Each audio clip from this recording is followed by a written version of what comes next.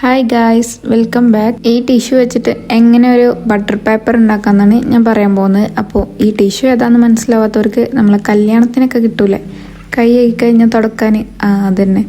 ഇനി ഇത് കുറച്ച് ഓയിലാണ്. അപ്പോൾ ആ ഓയിൽ എടുത്തിട്ട് ഇങ്ങനെ ഒരു ബ്രഷോ അല്ലെങ്കിൽ ഒരു സ്പോഞ്ചോ വെച്ചിട്ട് മൊത്തത്തിലൊന്ന് സ്പ്രെഡ് ചെയ്ത് കൊടുക്കാം. അപ്പോൾ രണ്ട് സൈഡും ഒരുപോലെ സ്പ്രെഡ് ചെയ്യണം.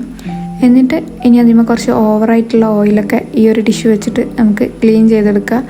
അതായത് ഒന്ന് ഒപ്പി എടുക്കണം. അപ്പോൾ അതും രണ്ട് സൈഡ് ചെയ്തിട്ട് ഒന്ന് ഡ്രൈ ആക്കാൻ വെക്കാം. അപ്പോൾ ഇതേപോലെ ഉണ്ടാവും ഡ്രൈ ആയി കിട്ടിക്കഴിഞ്ഞാൽ. ഇനി കുറച്ച് ക്യൂട്ട് സ്റ്റിക്കേഴ്സ് ഉണ്ടാക്കിയാലോ. അപ്പോൾ ഇങ്ങനത്തെ സ്റ്റിക്കർ കിട്ടാനായിട്ട് നിങ്ങൾ പിൻട്രസ്റ്റിൽ നോക്കിയാൽ തന്നെ കിട്ടും. അപ്പോൾ ഒരു ഫയൽ പേപ്പർ എടുക്കുക, എന്നിട്ട് ഫോണിൻ്റെ ബ്രൈറ്റ്നസ് കൂട്ടിച്ചിട്ട് ഇതേപോലെ, എന്നിട്ട് അതൊന്ന് പെൻസിൽ കൊണ്ട് സ്കെച്ച് ചെയ്തെടുക്കുക.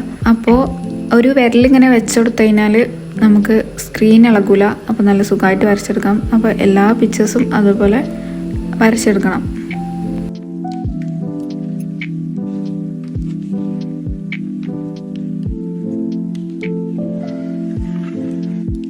അപ്പോൾ ഇതേപോലെ എല്ലാ പിക്ചേഴ്സും വരച്ചെടുത്തിട്ട് ഇനി അതൊക്കെ ഒന്ന് കട്ട് ചെയ്തെടുക്കണം. അപ്പോൾ കുറച്ച് പേപ്പർ പുറത്തേക്ക് വരുന്ന രീതിയിൽ കട്ട് ചെയ്യണം കേട്ടോ.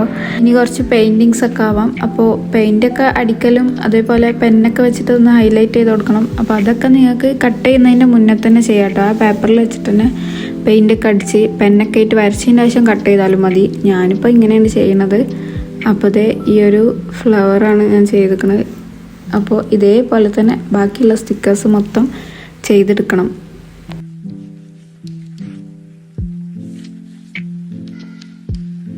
അപ്പോൾ ഇതുപോലെ എല്ലാ സ്റ്റിക്കേഴ്സും കിട്ടും നമുക്ക്.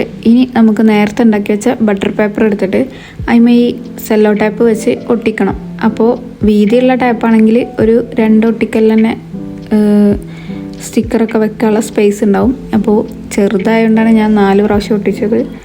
ഇനി ആ സ്റ്റിക്കേഴ്സൊക്കെ അതിൻ്റെ മേളിൽ വെക്കണം. എന്നിട്ട് വീണ്ടും ഈ ഒരു ടാപ്പ് വെച്ചിട്ട് അതിൻ്റെ മേലെ കൂടെ ഒട്ടിച്ചു കൊടുക്കുക. അപ്പോൾ ഫുള്ളായിട്ട് ഒട്ടിച്ചു കൊടുക്കുക.